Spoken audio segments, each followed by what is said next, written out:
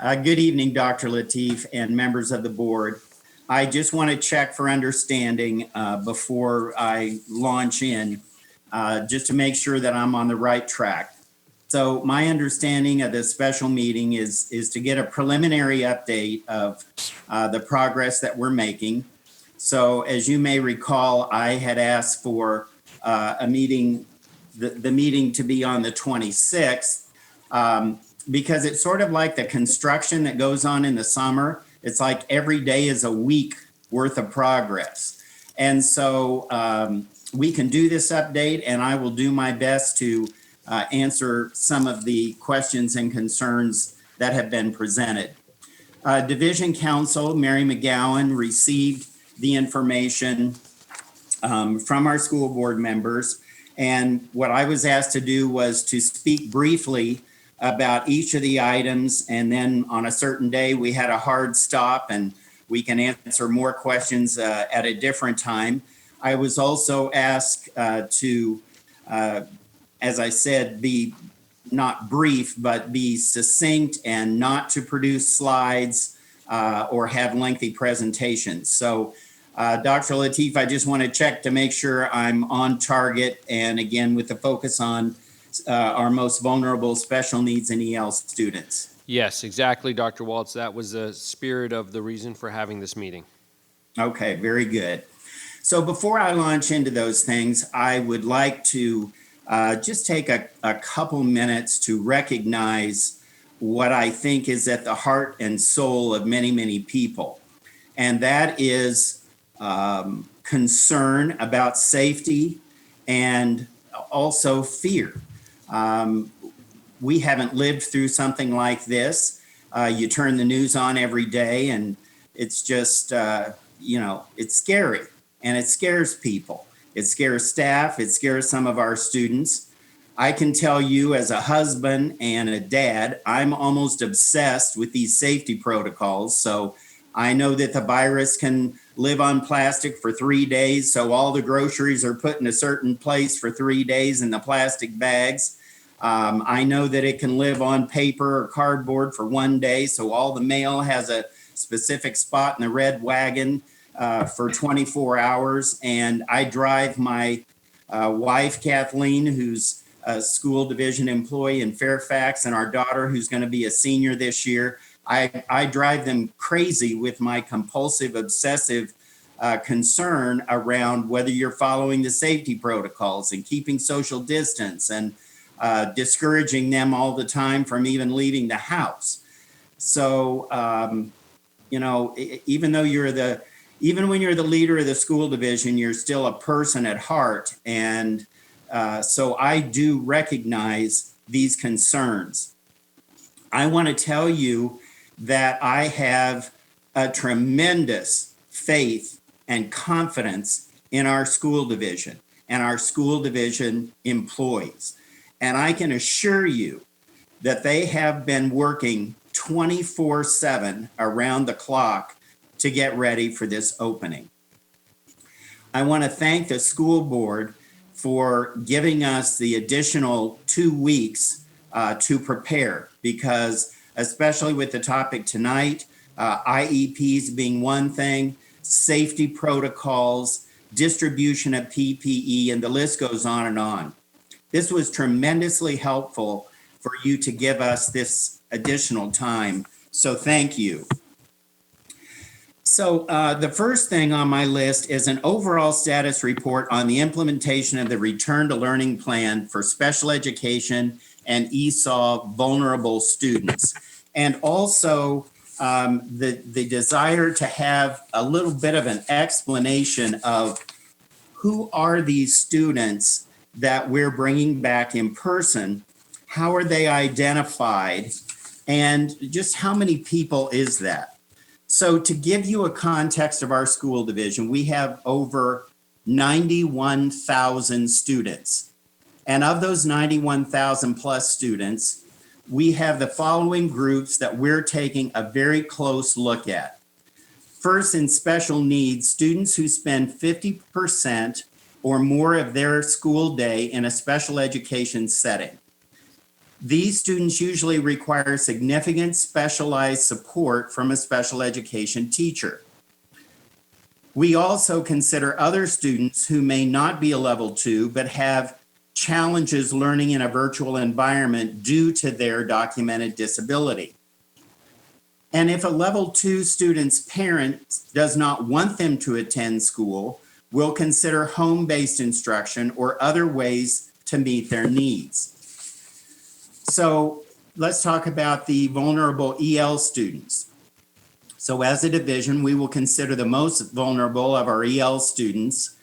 Therefore, each school team, we have a team at each school, will consider the following groups.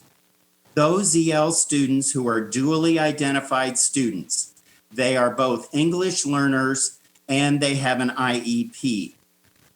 And the IEP process is utilized on a student by student, family by family basis. The second group, students with interrupted formal education. We identify students with 3 years or more of interrupted formal schooling at the time they register in our county. And while I'm on that topic, I just want to do a shout out to our Global Welcome Centers who have processed a lot of students over the course of the summer. And again, most of that is in person, and that's a huge process, and they've done a phenomenal job of welcoming new families. And then the third group of EL students, schools look at level 1 students, again, who have challenges effectively being served in a dual environment. And those school teams should consider things like their access test results and also other academic and behavioral support plans. So that might be a 504 plan. It might be a BIP, which is a behavioral intervention plan, to name a couple of those things. So that's how we classify, or that's what we are using as our benchmark for vulnerable students. So again, we have been working very hard to identify who those students are. And, you know, in this kind of a situation, people want answers yesterday. And so something else that I was asked to explain is just a little bit about how does this whole process work?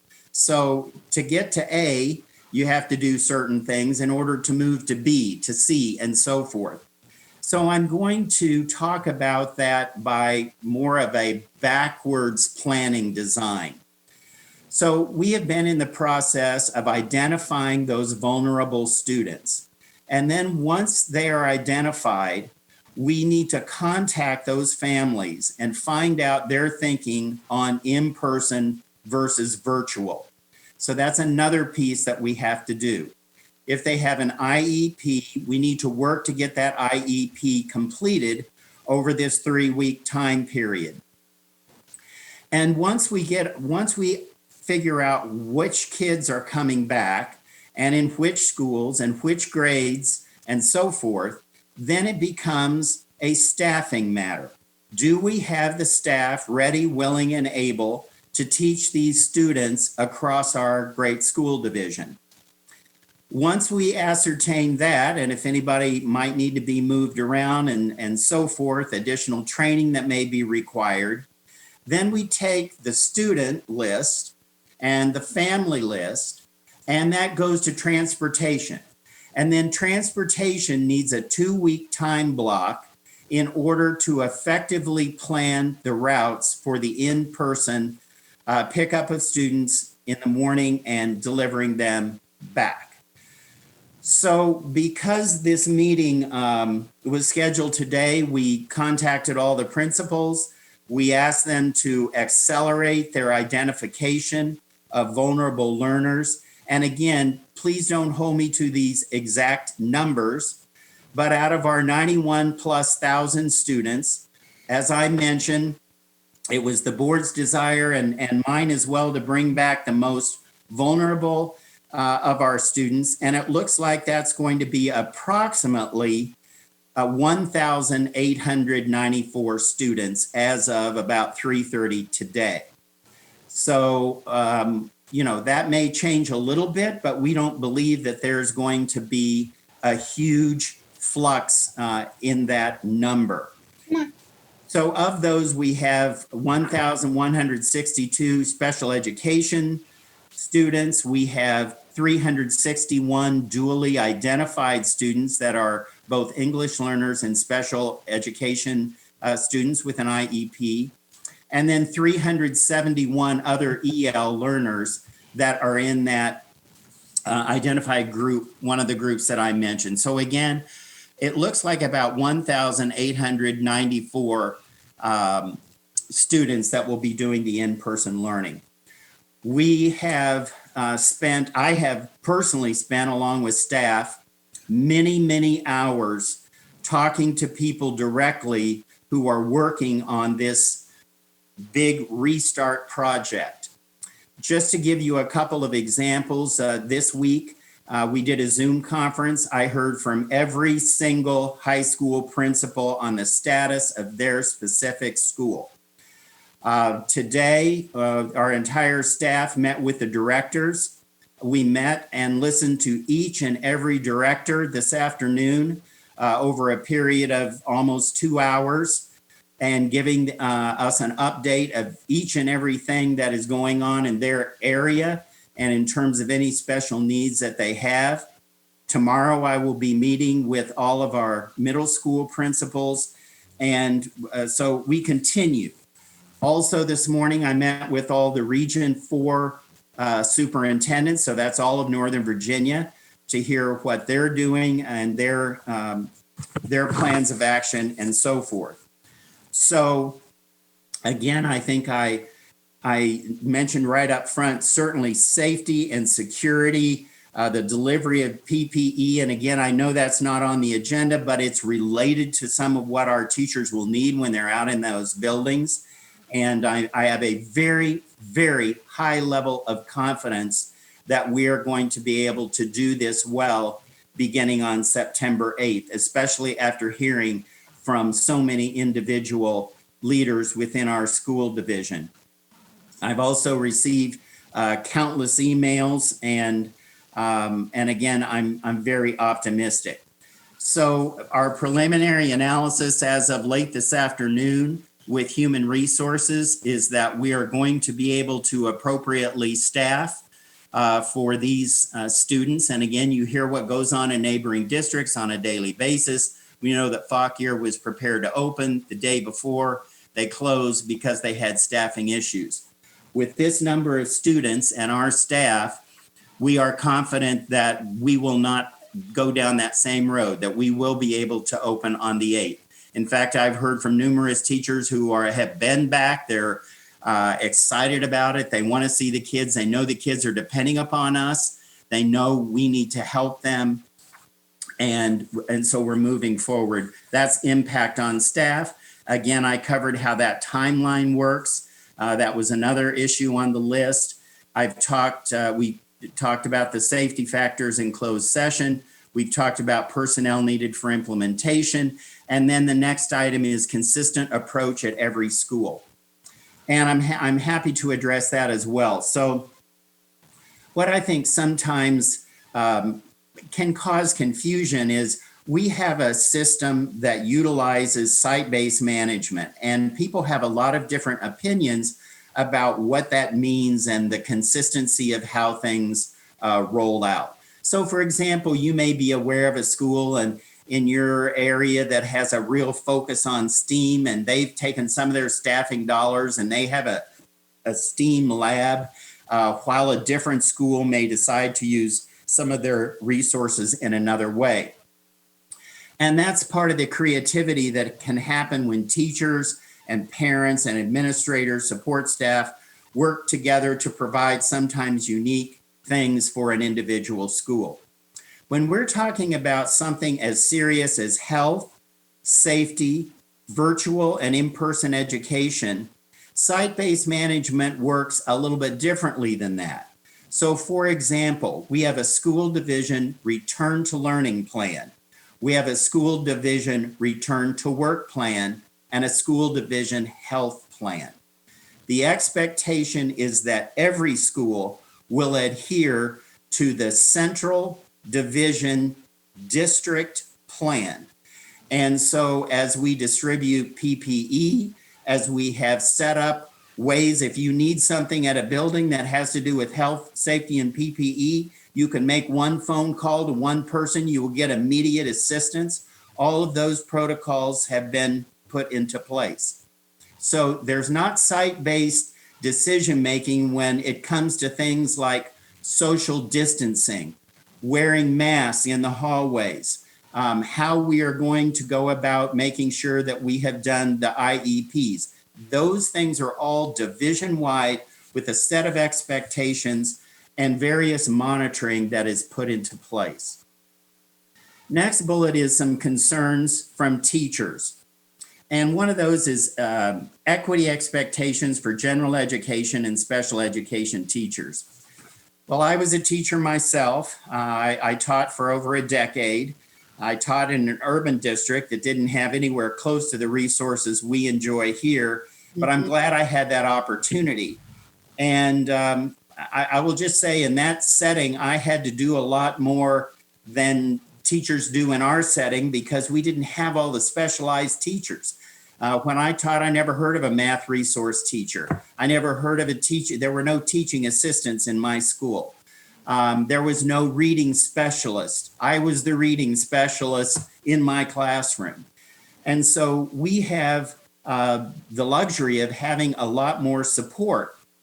But, you know, in those days, you know, when you had to do so much yourself and now those things have evolved, there's always been sort of a yin and a yang of what people do and who has the most hours and maybe who has greater responsibility. But I will tell you that I believe our extraordinary staff in Prince William County Public Schools are going to be giving it their all every single day, 7 days a week. And I know, having heard from many of them, they've already been working very, very hard over the summer. Many hundreds and hundreds taking part in robust professional learning opportunities to improve their virtual instruction. We've had an army of teachers who have worked to create the platforms that the lessons that are going to be put on our Canvas platforms. They've been working with each other, and there's a lot of excitement out there. So I have a lot of confidence that everybody's going to be working their hardest and doing their best.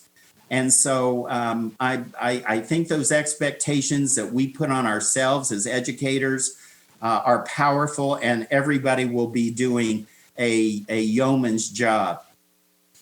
So the curriculum requirements, we know that in the state of Virginia, we have the standards of learning. We have a state curriculum, and that is complemented by curricular additions in our own school division. And we know that those are required, again, to be taught across every school. So this is not a site-based kind of decision. We have to make sure that we're providing the Virginia standards of learning by content area to all of our students, regardless of the delivery. Virtual versus in-person requirements. So I think I've talked a little bit about that. And if you look at our return to work plan, the CDC, OSHA has identified employees that might be exempt from the in-person. We have been working tirelessly all summer long in HR to work with those specific cases. And if there is someone that, for whatever, it meets the criteria that they can't do in person, then we're working to make sure that they're doing the virtual. Next item is program consistency. And again, I don't want to be redundant. And again, I was asked to have a brief presentation on these things. So that was listed again on site-based versus consistent implementation. And again, I just want to give you another example. We have schedules that are going to be consistent across the school division. Much like our bell schedules and bus pickup schedules, there's sometimes a few minutes difference, but we have the same expectation for the amount of learning time from school to school and level to level. The question was asked, how is vulnerable being defined? And I did that right off the top because I knew a lot of people were curious about how many students we're actually talking about bringing back. And on that same topic, I want to say this. You know, when you have something like this that goes on, an international pandemic that no one, well, I guess there's a handful of people that were through one almost 100 years ago. But for the average, you know, the vast majority of people who haven't been through that, and you're creating these systems and you're doing things for the very first time, we're going to do everything we can to do them right and to do the very, very best job with every one of these concerns and the program implementation and the logistics of all that we are doing. So I have a lot of confidence in people and the work that they are doing. And I have been personally informed, as I said, with hours and hours of virtual feedback just this week. I wanted to make a comment about PPE. And again, I just, a couple of things that have to do tangentially to the students that we be bringing back. One thing that I thought might be a source of comfort to the board and to our community and to parents is that because we're starting with a small number, which I think, again, I think that was a great decision on the part of the board to start with the most vulnerable students. We know those kids need us the most. It's a small number.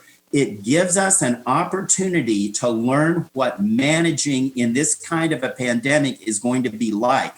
So we will probably make some mistakes, but we will be able to learn in a much more controlled way with many fewer students in the school than the plan we originally talked about, which was the 50-50 or even that 25% plan. So again, something that was brought up earlier that I think will be a comfort, we're going to have 2 adults on every bus. So there is going to be assistance with that. And without going into a whole lot of detail, the planning that every one of these offices and departments is going through is amazing. And so much of this is being captured in very short videos. Some of those are already out, and there's many more that are going to be shared with the community, with students, and with staff over the next few days. But just something as simple as, you know, we have the seats marked on the bus where they can sit. We will be loading from the back of the bus first. We will be unloading from the front of the bus when we arrive. There will be 2 people on the bus, so that was a concern. Regarding PPE, concerns with students, let's say it might be a special needs student, and sometimes even students have to be diapered, and we have Hoyer lifts, and that is concerning to people. So what do they have that we're going to provide to ensure their safety? They're going to have face shields, N95 respirators, full-length gowns, gloves. Some of our special needs teachers, and God bless them. And my wife was a special education teacher for many years before she went into administration. So, man, if you don't think I've had a marriage full of stories and, testimonials about the great qualities of our special needs teachers, trust me, I've had a lifetime of it educationally and in my own home. But the honest truth is sometimes we have some biters. And so we even have Kevlar sheaths, which Kevlar is the same thing that bulletproof vests are made. And there's a sheath that actually fits on your arm. So if a teacher does have to get close to a student to do something like the diapering or suctioning or something like that, all of those things are going to be available, and they're all going to be provided at our expense. We've heard that many of our staff members have their own face coverings and prefer to wear those coverings. So we're going to let them do that, and the students as well. However, we will have plenty on hand on buses. They're already delivered to I don't know if they're at every building, but I know the delivery started several days ago. So there's already some buildings that have received supplies of items like the facial coverings and masks. So if a student doesn't have one and it's time to get on the bus, they're going to be handed one right then and there at no cost. Same with at school if they're a walker. And the same with any staff member. If they need a mask, we're going to provide a mask and we're going to have them available then.